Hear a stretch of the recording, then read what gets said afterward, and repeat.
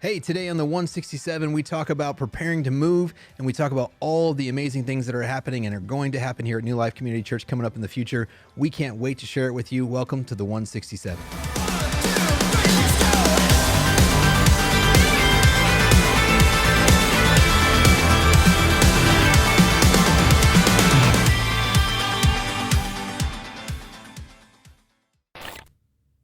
Hey, welcome back to the 167. I'm here with Pastor Rick George. Hey, good to see you. And Pastor Jake Reeves. It is okay to see you. I'm just kidding. Just okay? Wow. No, it's wonderful. All right. Well, we are here today to talk about preparing to move because we were preparing to move, but then it got knocked back a little bit. And So now we had more time to prepare. we have more time to prepare. That's right. No excuses now. Pressure's on. I mean, there could be a few excuses. Okay, yeah, maybe so. We still had a great Sunday, great day of celebration and worship, and I enjoyed it. Even though we weren't there, it was still awesome. Absolutely. And so if you're tuning in and you're saying, what on earth are we even talking about?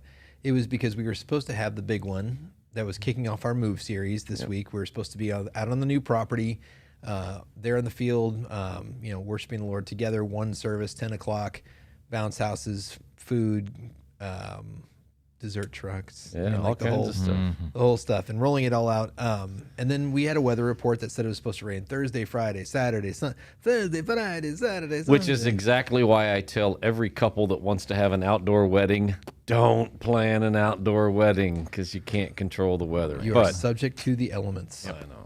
And so we saw that forecast rolling in, and we were like, what if we wait a week? Let's put it off.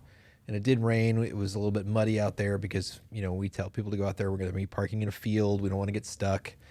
And then... Yeah, I had somebody tell me, well, it didn't rain that much. The grass would have just been a little wet. And I'm like, well, yes, no if we had grass. There is no grass. It is dirt or mud, as it were. Yeah, that's a cute thought. So it was a good call. And then this Sunday, it looks like it's going to be sunny and temperate. Yeah. So it's going to be great. So we did kind of an emergency stop, and then we had a week, which I think feels good because it's kind of like that breath right before you move. So tell me a little bit. You were prepping for the sermon. Usually we ask you what you left on the cutting room floor. Nothing. Absolutely nothing. I was like, what did you gather up after it? You were like, oh, hey, that. I picked some stuff off the cutting room floor and made a message out of it. Yeah, so I'm like, ooh, I need that. And I remember studying for that. And where did I put that information? And then started pulling some things from, prep from the sermons that are going to be coming up in the Move series and just some new stuff. So it was... But now that you preached it, you have a second to kind of reflect on it. What was something that you go, yeah, I wish I would have put that in there? Or, what's something that you were sitting here going, this is something that I put in the message and here's why it was really important? Yeah, just this whole idea. I don't know that I left anything out that I had thought through. Again, it was kind of short notice, so I didn't have a long time to really dig and pull in all kinds of resources. So there wasn't a lot just left. But this whole idea of being prepared, you can go deep, real deep with that. Yeah. So... we don't prepare well most of the time. Spiritually, physically, we kind of prepare. We think through things a little bit sometimes, but I could have spent a lot more time just talking about the importance of the long game, the being prepared for not just today and tomorrow, but being prepared for the long haul.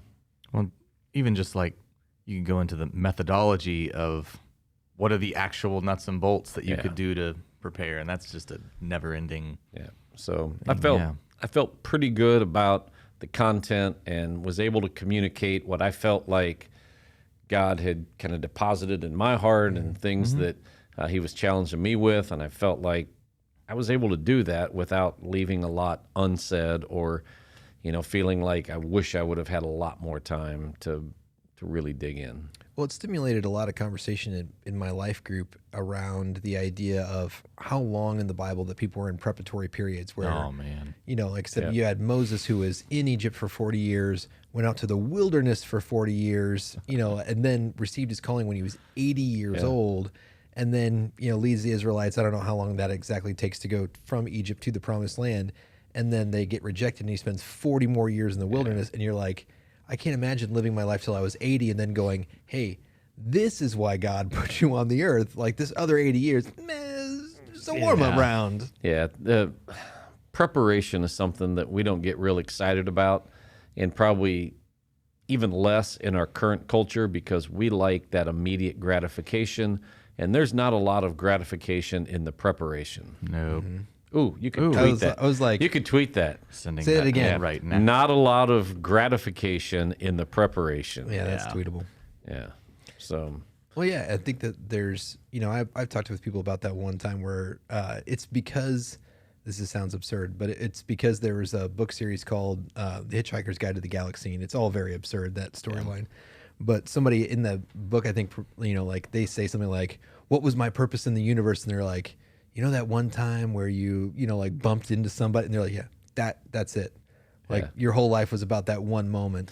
Yeah, I had a conversation a while back with a pastor who had come to Gardner to plant a church. Great guy, great vision, great heart. Planted the church, and it was around for a few years. I don't know, 4 or 5 years.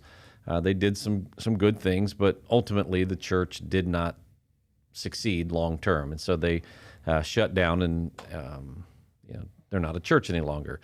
But there were some people that I know that met at that church and became husband and wife, got married, have kids, living a good life now, serving in another church. And I asked the pastor, as the church was starting to kind of wind down, I said, how would you feel? Like, would you be okay with the idea that if God said, the only purpose for you planning that church was for those two people to meet. You were the conduit. Yeah. And all the effort that went into begin that church, it was just so those two people would join you, serve, fall in love, and get married. Would you be okay with that? That's a big question. It's like, that was a lot of work for two people. Couldn't there have been an easier way? But, sometimes there's a lot of preparation that is required to go into something that doesn't seem like it was like, really? That's what it was for? But if you could pull the curtain back and see a bigger picture, you would understand that, oh no, that was a really significant period of time, whether it be a minute, a year, a 5-year period. So preparation is really important. Absolutely. Yeah. So like when we're talking about that preparation for, not just our Move series, we're talking about it for a movement here in Gardner. We're talking about, preparing to move to a new building, all those things. Yep. What's probably the thing in that, maybe a season of preparation that you've been at in your own life? What is the part of that that you think is the hardest? And what is the part that you find most exciting when you're in that season of preparing? Well, for me, I get settled in my ways, right? So because I've come a long ways, I've come from way back here, and now I've arrived at a place that's not bad. Oftentimes I'm content with just staying in that place that's not as bad as the place I was once in. Right. And so if it ain't broke. Yeah. So then to think, ooh, now I have to prepare to go even further. I have to dig deep to answer the question, why? Like, why do I want to do that? I'm not back there. Like, I've grown a lot. I've arrived at this place. It's a pretty good place. Why would I want to go further? Mm-hmm. And oftentimes we just talk ourselves out of going further, of going deeper, of going, into what God has for us at a new level. Well, so that's what's challenging and difficult for me. Mm-hmm. Yeah, I think about that when I think about athletes. It's like there's a lot of athletes that are naturally good at something, but sometimes they'll only go as far as their natural talent takes them, and then they give up, versus like going, oh no, I'm naturally talented at this. Now how do I push myself to be the greatest? Yeah, well, you see that all the time in middle school and high school sports, particularly. So what you find is someone who is naturally gifted in 7th, 8th, and 9th grade, and they excel, then they become content with, man, I'm really good. Eventually, everybody else has worked really hard, and they catch up with them. And then you hit, your sophomore, junior, senior year, and you're not the greatest anymore. There are people that have, surpassed you. That have less natural talent. Yeah, but they've just worked really hard at it.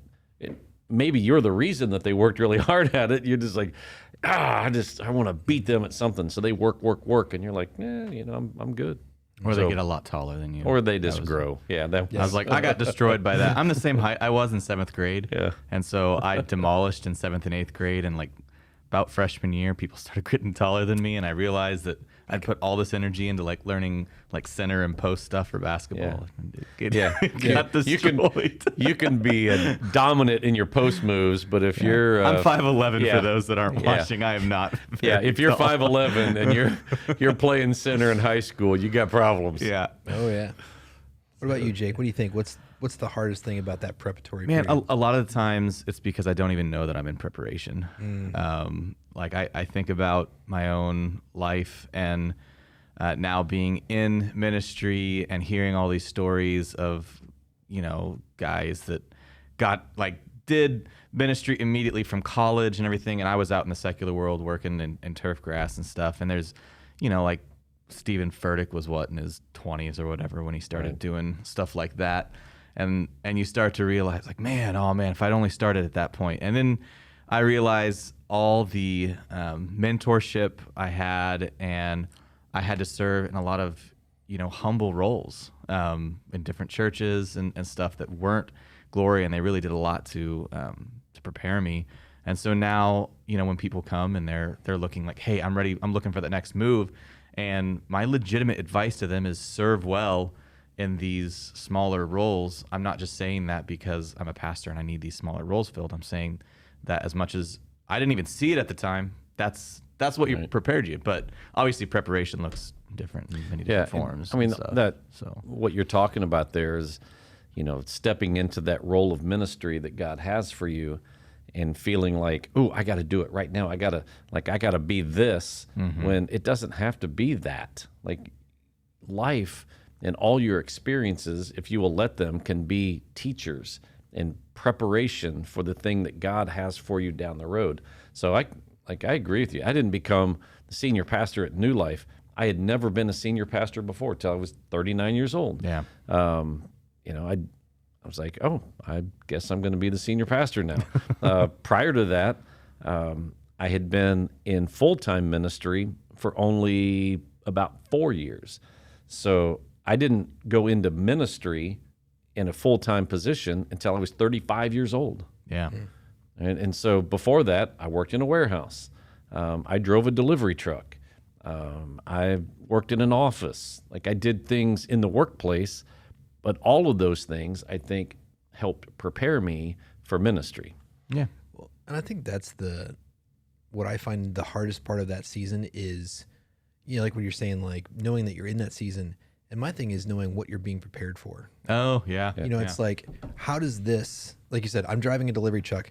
What does this have to do with the purpose that God put on my life and making the most of that moment? Mm-hmm. You know what I'm saying? Like there's so many things that we don't know. Like, you're experiencing a tragedy in your life and then you go later on, somebody else is experiencing that and you're like, I'm equipped to deal with this. Yeah. You kind of, you're in those moments of going, I don't know exactly what this is preparing me for. And so it's hard to then lean into it and go, what's the most that I can suck out of this moment? Yeah. What's the most that I can grow and be wise through this moment? Because I don't know that this is actually going to come up over and over and over and over. Yeah, I don't think I had any idea that I was going to be a senior pastor until I was about 38 years old. Nice. And then I became a senior pastor right before I turned 40, so I was 39 plus. But yeah, it was kind of a all of a sudden thing. Yeah. On the flip side of that, what is probably the most exciting thing about this season of life, where it's like, okay, we're prepping, we're getting ready to launch, and it could be just a season of your life or it could be this particular season of move. What are you most excited about? Like, you're like, okay, here we're getting ready to go. Like once we, the starting gun fires and we go, what are you most excited about getting to? For me, okay, set the building aside. Okay, I'm excited about a building. I'm excited about moving to a new location. But I think what I'm most excited about is watching our church family have a change of mind, seeing things differently, embracing God at a new level, and having that, what we talked about yesterday, having that mind that is prepared for action. That just watching our church family make decisions because they're mentally prepared to do whatever God asks them to do. I think that's what excites me most. And a new building. I also have to confess to you, the entire time that you were in your sermon, every time you would say "be prepared," all I could hear was Scar in The Lion King going "be prepared" when like the hyenas like my. Sorry, that was like my cartoon brain. There's our movie reference for this episode. Yeah. So. Have you seen The Lion King? Yeah. Was that the third episode of Fast and Furious? Yeah. Was he the? Oh no, the Lion King. That's Although that guy that they're both the about Lion family. King. No, the guy that went to prison. Oh yeah, Carol Baskin The Lion was part King. of that. Yeah, Was that the goodness. Lion King? No, that's the Tiger King. Tiger King. Yeah. No. He doesn't sing. I don't know. Season 2 is coming out here pretty soon. I'm just kidding you. Yes, I saw the Lion King. Those are the two sides of this coin, right? It's like either be prepared or I will never financially recover from this. Yeah. Lion King versus Tiger King. Yeah. What about you, Jake? What are you excited about? I'm excited right along with Pastor Rick on seeing what's happening with people. I mean, obviously there's a lot of stuff that's going to come along with the building that's exciting in my world, in the creative arts world, like opportunities that were kind of hampered here. But more importantly, I think back to going through the Game Changer initiative and seeing the crazy life change that happened in people. I know even like the story of Ryan Ellis, our technical director, and it was as they were getting ready for Game Changer, where he was he'd been in law enforcement for a while and felt that God was like, hey, I want you to go into ministry.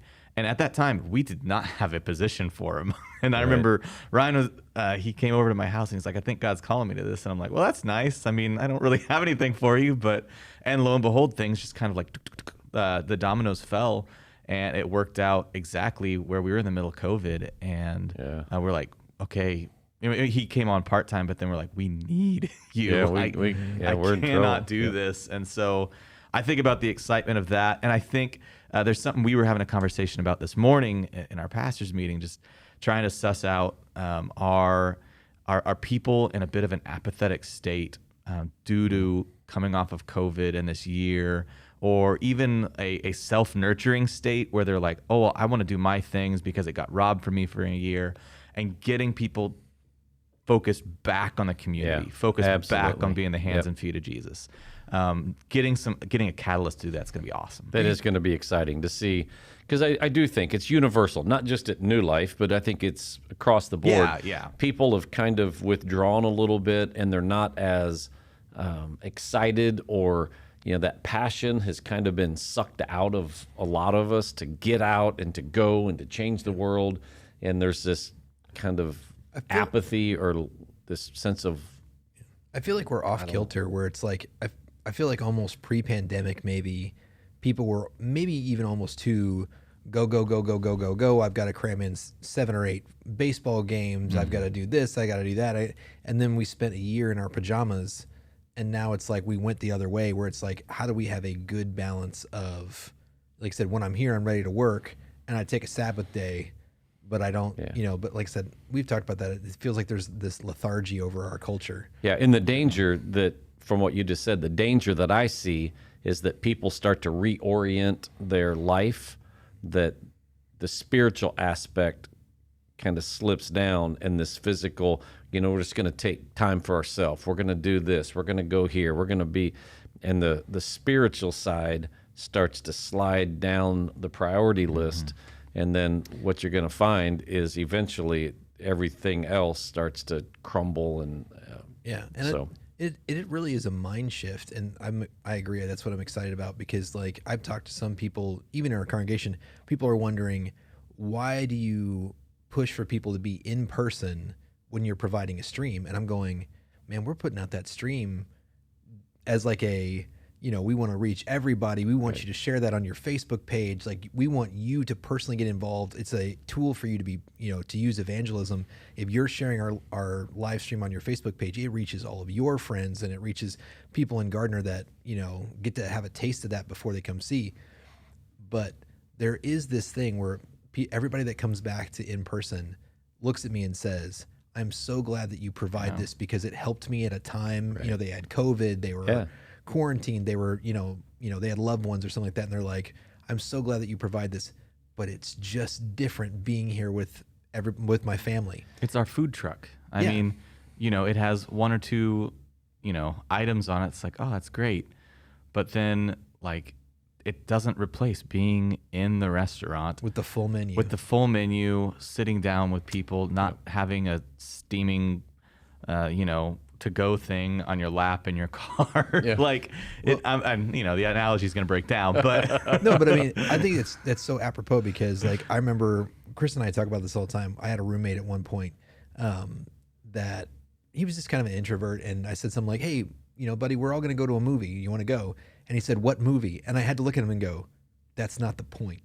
Yeah. Like, we are all like, we'll probably stop somewhere for at Steak and Shake afterwards and hang out, and we're going to go early for the... My brain immediately went to the gasoline fight in Zoolander as you did that. Wake Sorry, I'm me guessing you have not seen Zoolander, but... Is that where they buy a zoo? Orange mocha frappuccinos. We bought a zoo. That one? No. Okay. But I mean, it really is that thing of going, I can Uber Eats just about anything. Yeah. I can have somebody bring me my food to my house. I can sit alone and eat it, and it's the same food, rather than, though, if I go with a group of friends to a restaurant, sit down, have a good time, take my time, order something, eat it hot and fresh. Like, it's just that difference. And that's not even digging into like the theological side. Yeah. So all of 100%. This is like, for those that have been at home and kind of isolated and, watching online, it takes some time to prepare yourself mentally to get back. It's so I understand when you've been away for a while, the thought of coming back, it's like, it's going to take some time to say, we got to get up early. We're going to have to do this. And it's a mental prep, right? So it's all part of the preparing. And and it's that shaking that off, because like I said, what I'm most excited about is, like, I love our church. I love the way that we're doing things. But the fact that we have even more space in the new like auditorium, things like that. So you go back to like more 2 services. There's more people in the service. You get to see people more often. Like, I love that part of it, that it's like, I love the community aspect of it, that we are preparing to move as a community. Like, I love when life groups, like we're doing the big serve this weekend, and I have life group leaders that are going, how do I get my life group at one site together? And I'm going, that's the thing that's exciting about me, is going, how do I bring in my neighbor? How do I bring in my life? Like, how do we grow together? And that's the most exciting thing. And so, like, all that other thing, I'm going, we're going to keep doing what we're doing to reach the lost, but how do we change that mentality of, this is not a service we're providing for you so that you can wear your sweatpants. This is a service that we are supplying to you so that you can reach the lost. And you can reach the lost. So we just got a short time to wrap up. Very quickly, what's one thing that you want to see either in our church or in Gardner, like 5 years down the line? So we make this move, we build this building, we move over, people in our congregation shift. What's something that has changed about either our church or Gardner? What I hope changes most about our church family is our level of passion and excitement about bringing people to Jesus. Some of that will look like, well, I'm bringing them to church, right? But it's going to be wrapped in this, I'm trying to bring them to Jesus. And the church, the building, is a tool, and we're going to be providing lots of different avenues with the new building to get people in. I'm excited to see the change spiritually in our climate as a city, because our passion level as a church has risen with just all the things that are going on. Cool. Jake? I'm excited to see, partly because of what's going on in people's lives, partly because of the building, that we can be a church that easily says yes to whatever God says. because that's something a lot of people don't realize. Let's talk just brass tacks on like the building side. There's a lot of stuff that we say no to because we're just overbooked. Yeah. And it's not because we're booked with bad things. It's legitimately just we have ministry going on. And not enough space to do it. And so to be a people, whether it involves the building or not, that when God lays something on our hearts, when people come to us looking to do a service, whatever it is, that we can say, yep, we can serve we can you. do that. We can be a part of that. I'm excited to be the church that can do that in or out of the building. That is the volunteers, the resources, Yeah. and the space. Yeah. Yeah. And I think for me, it's just, you and I have talked about that a couple of times where it's like, I never want to walk down the halls of the church and have somebody say, oh no, here comes Lucas. He's going to, sell me something. He's going to try and sell me some condos. Every day that we're in the office. No, I'm kidding. Oh no. But it's like, they're going to go, oh no, here comes Lucas. He's going to ask me if I'm in a life group and if I'm serving. Yeah. And I want to see that in the community where people go, oh no, that person's from New Life. They're going to ask me if I have a relationship with Jesus. It's just it's not like, oh no, here comes somebody from New Life. They're going to yell at the refs at the ball field. It's like, like you see a New Life shirt and you're like, oh no, that person is radical about Jesus, and they're probably going to buy me a cup of coffee and ask me to come to church. We have that reputation where people are like, if you see a New Life person, they're going to ask you about your relationship with Jesus. That'd be awesome. All right. Well, thank you guys for being here. You guys stay tuned. We'll do a 7-minute story. We'll see you next time here on the 167. Hey, welcome to the 167, and we're here with 7-minute stories with Ben Mays. Say hello, Ben. Hello. You didn't say hello, Ben. So Ben's going to be telling his 7-minute story, and at 7-minute stories, you get to talk about 7 minutes, whatever you want. You can talk about your whole life story. You can talk about what God's doing in your life. What are we going to talk a little bit about today? I'm going to go through pretty much a vague overview of my story and what's happened most recently and how I've gotten re-engaged. Awesome. All right. We're putting 7 minutes on the clock. Go for it. Okay. So I just wanted to talk about this because I think it's a testimony that a lot of people probably have, which I did not realize for a long time. And that is, growing up in a Christian home and feeling like you don't have a story, and that makes it, hard to put yourself out there and to communicate your story that you do have and put value on the things that God has done in your life. So my story kind of is I grew up in a Christian home. I've been going to New Life since I was 6 or 7 years old. Realized my need for a Savior in kids ministry very young, like 6 or 7 years old. I think I could say I gave my life to Christ at 8 years old here at the church in kids ministry with Kevin, who helped out then. A few years later, in 4th or 5th grade, I got baptized here also. And then after that, my life changed a lot because we had just adopted my sisters, and at the same time, we also switched over to a private Christian school for middle school and into my freshman year of high school. So that really set the foundation for like my Christian and biblical knowledge. And that's a lot of people's story, that you grow up in the church. It was my story. I grew up in the church, and I thought my testimony doesn't mean anything because I would go to these conferences and see people that were testimonies like I did drugs and I killed somebody, and I'd be like, my testimony is I went to church. But God can use this anyway, right? Yeah. So in that private Christian school, I went there through my freshman year, and in the first few years, I really started to get a lot of biblical knowledge and stuff. And so from the outside to people like at New Life and in the church and just family friends and stuff, I was like this little model Christian kid who knew his Bible and was good and all that. But on the inside, I was not that at all. And it really pushed me into more introversion than I was already struggling with. I never dug in with like a close group of followers or anything, and so I never talked about the things that I did struggle with, and I dealt with a lot of self-condemnation and self-judgment, and developed crippling anxiety and depression issues that would swing in huge cycles, extreme highs and lows. That I struggled with all throughout middle school, and like things that I would start struggling with lust and pornography, like probably most people my age do and have and will. Not having people around me to help me through that or talking to anyone about it, I just kept heaping more self-condemnation on myself, and I didn't have a grasp of what forgiveness really was. So I just put on a mask and went through life with that. It's a really hard thing to not have a community of people and to go through and think that you're the only one and think that you have to hide that from everybody. Yeah, and that's exactly what it was. And then as I got a little more into the group of people in the church and in the youth group and everything, which I attended religiously, but I don't know that I'd say I was terribly involved. I went on all the trips and everything, and that's where I had some breakthrough moments, but nothing that really seemed to stick because I wasn't putting the effort in outside of that time. But it was then that I started learning more about like discipleship and what we should be doing as Christians and how we should be bringing people to Christ.